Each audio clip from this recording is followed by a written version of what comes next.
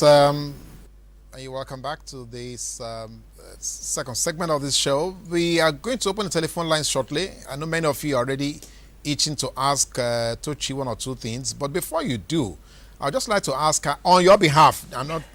Just don't think I'm trying to monopolize the advantage of her being here, but I'd just like to know from you. This virus, is it predisposed to adults or to a broad spectrum of people, children, adult, male, female, married, unmarried, pregnant? I mean, do we have some kind of like a catchment, area where the virus, probably begin to multiply, recklessly? Unfortunately, no. I keep going back to the mode of transmission. Anybody that gets in contact with infected products, or product. It could even be linen. It could be like soiled linen. Yes, it could be a soiled linen. Like a napkin? Sure. Soiled linen, whatever. The person can get infected. But it isn't yet clear how vulnerable immunocompromised people are. That's people with reduced immunity. It's not yet clear how that happens. How the virus operates in them. But it's anybody that gets infected. Anybody's a game. Yes, anybody is a game. But one unique thing also is that it's been found that in men who recover, remember there's still the 10% that that got out of it. Yes, who recover, it's there in the semen for up to 7 weeks. So that's something for people to be aware of. So yes, the man is okay. The man is okay, he's recovered and all that, but then it's been found like still remains in the semen for up to 7 weeks. After. Now, and that means that can be Exactly, so the person can actually get someone infected. Wow. Now, you said earlier on that there is no vaccine for this. I'm always alarmed when medical doctors come to say no vaccines. Why you don't have vaccines for malaria? We don't have vaccines for Ebola. We don't have vaccines. Why don't we have vaccines for these deadly ailments? And it's at this point that I wish that I could just conjure vaccine from wherever, and then a vaccine will appear. The process of coming up with any health products, vaccine, medication, whatever, is a capital-intensive one. And remember, to put in all that effort for something that, of course, I'm not justifying anything here.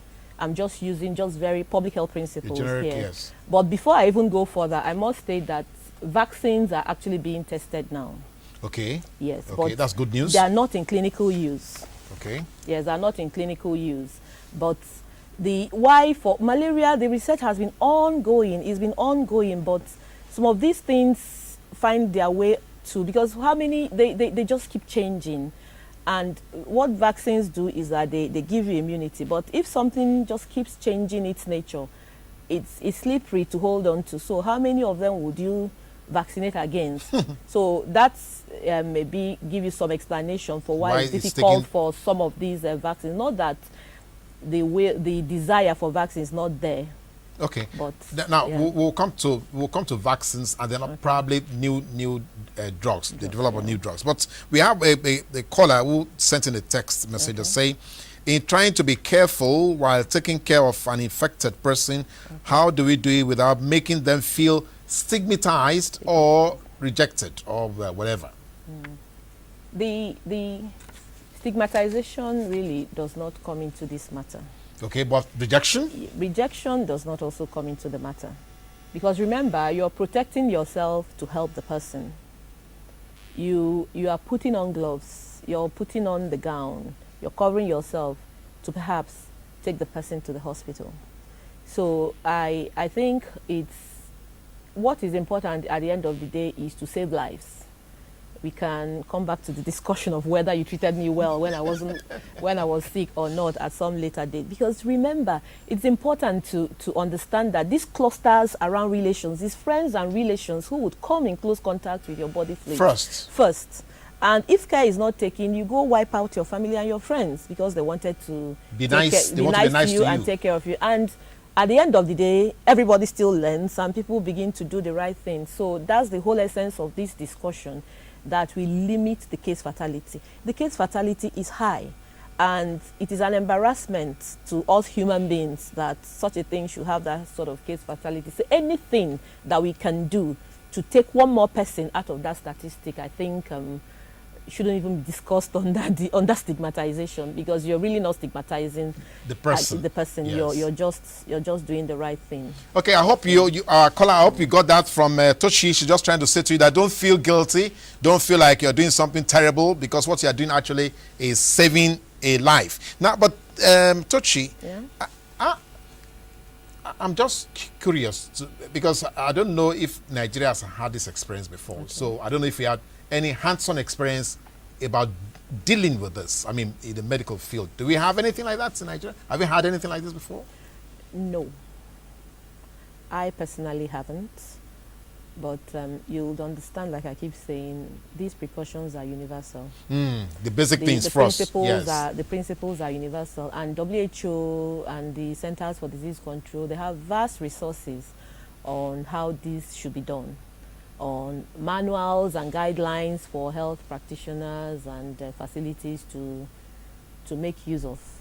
So I personally haven't encountered and this. even when you look at the Ebola outbreaks over the years from 1976 to now, date, there's not been anything in Nigeria like that. So for Ebola,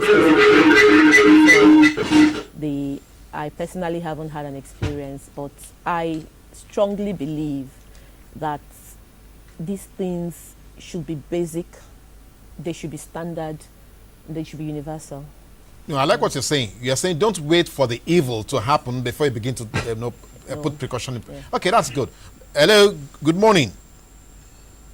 Hello, good morning. Oh, we lost that caller. We'd like to appeal to our viewers again. We normally do this on the show. We often experience dropped calls, so I would just like to beg you or to plead with you.